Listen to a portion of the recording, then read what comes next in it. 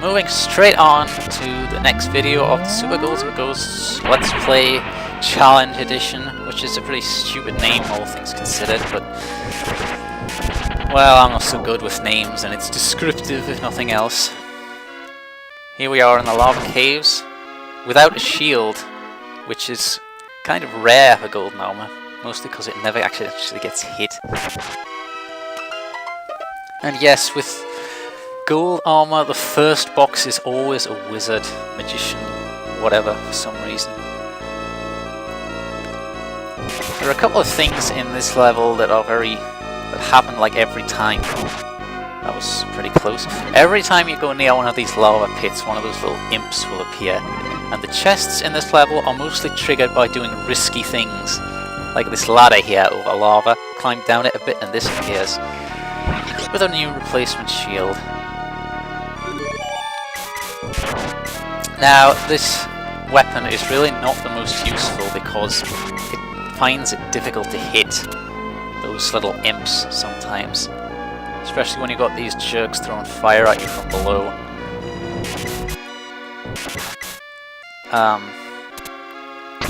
Whoops. I'm kind of taking risks here because I want to show off the whole thing. See? In order to trigger this box, you have to jump over this lava pit, which no one in their right mind would do normally. So yeah, I can't get the items those imps drop because they fall in the fire. And I may have a bit of a problem here, because I can't hit this guy with this weapon.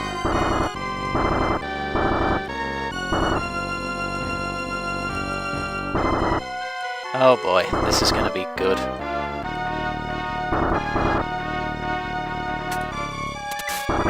Yeah. People always go on about the torch being a really bad weapon, but it's actually pretty good if you can use it right. Unfortunately, it's really hard to use right.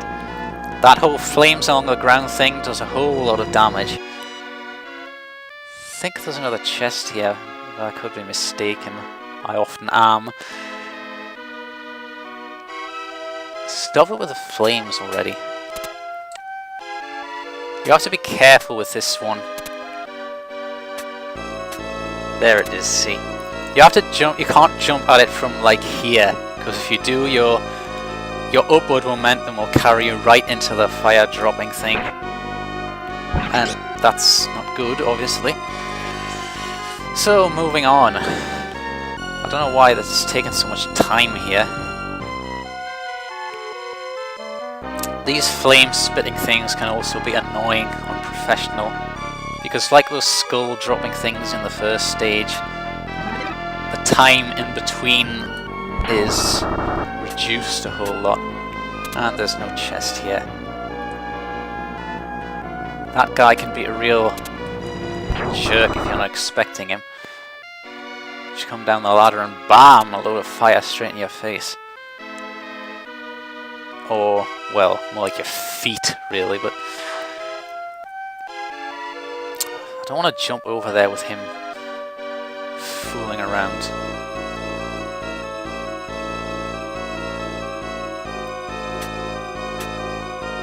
Okay.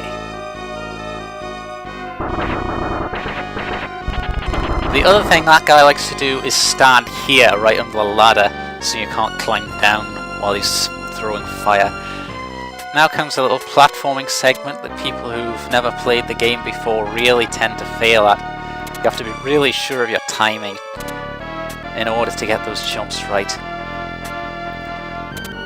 I, however, have done this part so often that I basically never fail ever.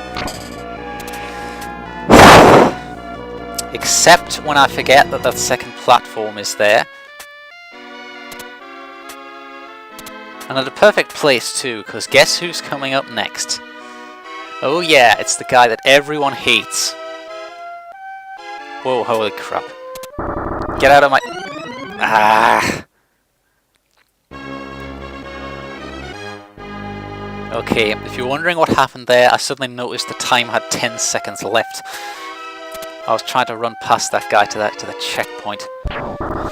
I knew it wouldn't work, but if I'd dealt with him properly, then I wouldn't have made it in time. So I was kind of screwed there. Guess I was standing around talking for too long.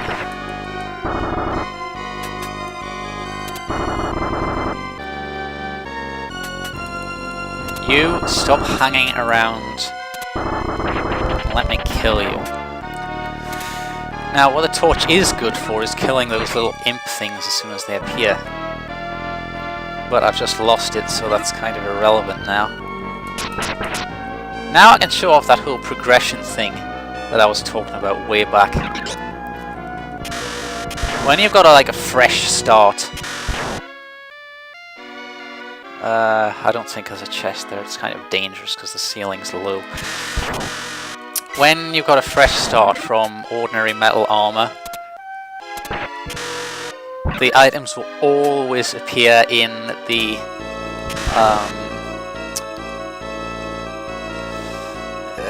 the first one will always be a weapon, the second one will always be bronze armor, the third will always be gold armor, the fourth will always be a blue shield. This is of course assuming you don't lose any of these things in between, but the way it actually works is that every time you trigger a chest to appear, note, not necessarily open it, just make it appear, there is a counter in memory that will go up by 1. And this counter will last until you either end the stage or you lose a life.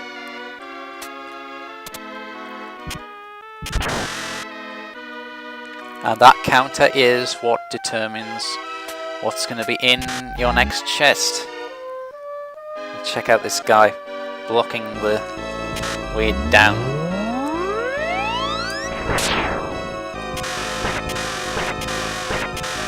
I just lightning blasted his face. Or his chest rather, I think that's where it hit. Those things, I can't remember what they're called exactly, but the names are pretty stupid anyway. They kind of look funny with that harness they've got on.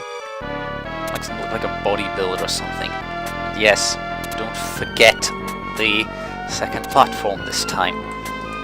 Don't know what I was thinking there.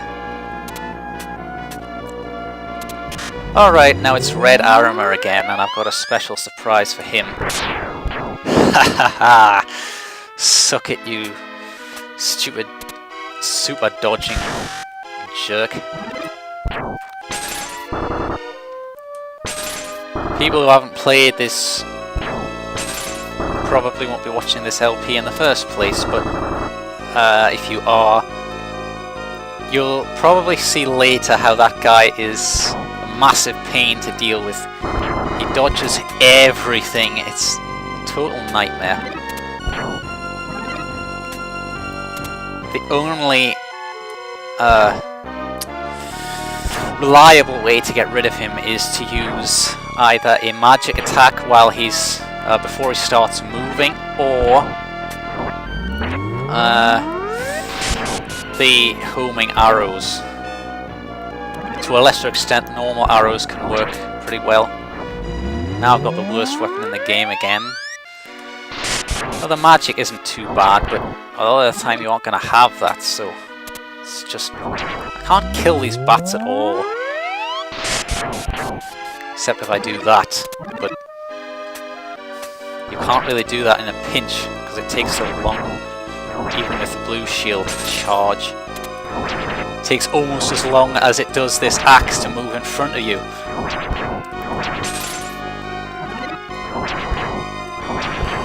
And yes, Arthur can somehow be hurt enough to lose his armor by running into an inanimate statue.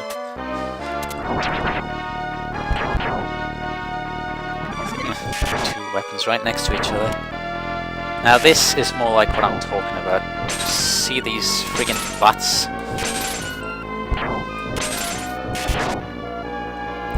This part of the level is a big reason of why I recommend not to double jump unless you know what you're doing. Because the game just loves to spawn one of these bats right in front of where you're going to land after you've double jumped, and there's nothing you can do about it. It's like a conditioned reflex after a certain point not to double jump, because it's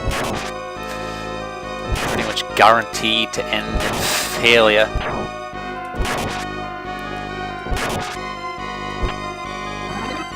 Now, there's a treasure chest somewhere here, but these little goblin things can be jerks. I'm talking about jerks a whole lot. I'm trying to keep this all PG. There are a lot of words I've wanted to use, but I've tried not to. But yeah, it wouldn't be in my best interests to either get a different weapon or get hit by the magician there, because it's pretty hard. Unfortunately, you can't really... Oh boy. I was really hoping I wouldn't have to deal with this.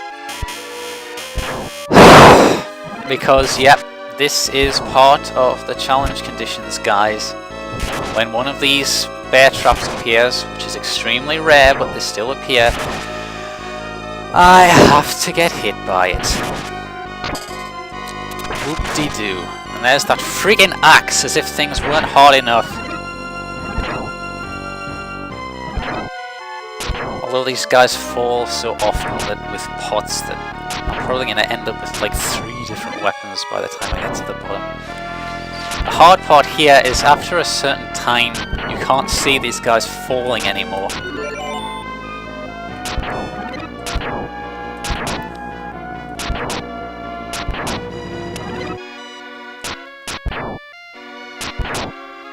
I think they normally appear just a little in front of you, so as long as you don't just sort of charge ahead, you'll be okay. But that's one of the few times in the game where the axe is actually sort of useful in both forms. Because it kind of hits above slightly before it hits forward, so killing those things is a bit easier. So here's our boss, some weird worm thing, and like the second boss, he can be easy or hard depending on what he chooses to do. It's just a bit hard to hit. So if you're not ducking there, that can hit you, which is a real jerk-ass move. He shoots these stones and you have to jump over them. It's harder or easier depending which direction he decides to throw them in. There's a very real chance I'm going to run out of time here because I can't hit this guy fast enough to kill him. Which is just... I don't know why I'm playing so slowly in this LP. I think that one's one of the easier ones. It's when he throws it to the left that there's trouble, because you've got that whole pit to worry about falling into. And yeah, I'm probably going to die here.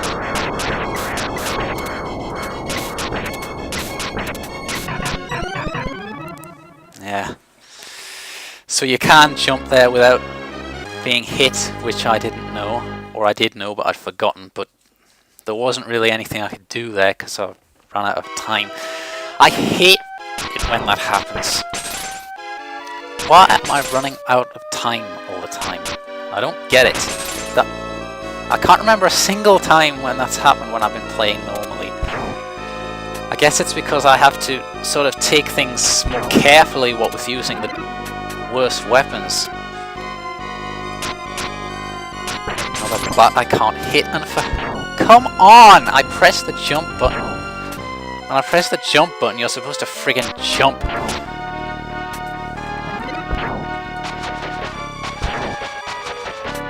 Yes, the sickle would normally be good for this because it would go down and hit the bats, but unfortunately it doesn't because that counts as ground.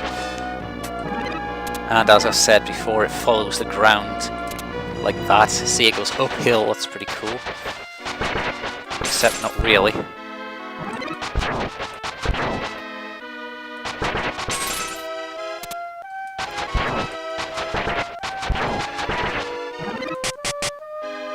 Oh boy.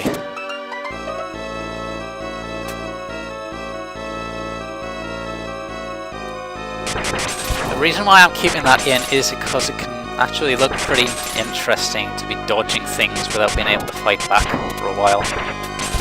Especially with how your movement changes in that state. Well, that knife was nice while it lasted. If I had that or the bow, then I would have probably won that boss fight. Especially with the bow, because its upward trajectory really helps with that guy, because you can only hurt him in the head since he's slightly above you. Actually, funnily enough, I think all the bosses in this game are the same, in that you can only damage them by attacking their head. Nowhere else will hurt them, and I think that applies to all of them.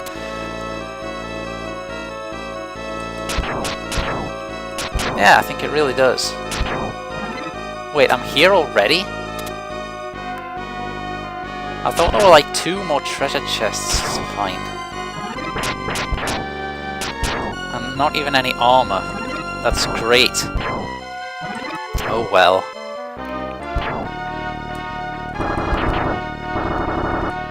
I keep saying oh well. But really, complaining about this game being hard is kind of missing the point, don't you think? So now everyone say, oh gee, this game is like the hardest game ever. It's actually really not. I'm just going to go right ahead and say it here. Compared to the previous 2 games in this very series, this game is easy.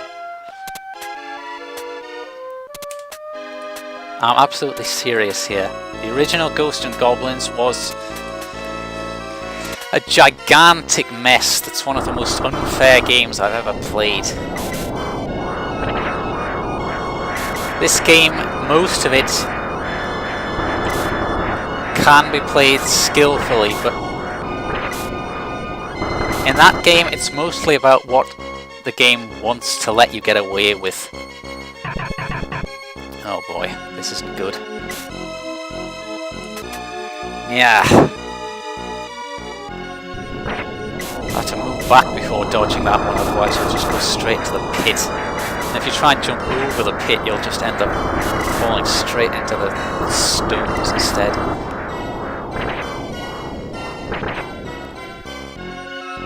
Can't hit him there. Why does he seem to do the same things like this? But yeah, this is going okay, and somehow I've got a lot more time this time. And the boss is dead. Oh yeah, when you finish a stage with no armor, you get it back for the next one. Probably noticed that already. Now, this next stage, I really don't like it. I don't like the way it looks, and I don't like the way it plays. But we'll be dealing with that next time. This was me. Seriously, all my internet nicknames sound pretty dumb, so I'm not going to use them. And I was playing Super Ghouls and Ghosts, or actually I should be calling it Cho Makaimura, because that's what this particular version of the game is called. But yeah, enough rambling. Next video starts in a jiffy. See you there, guys.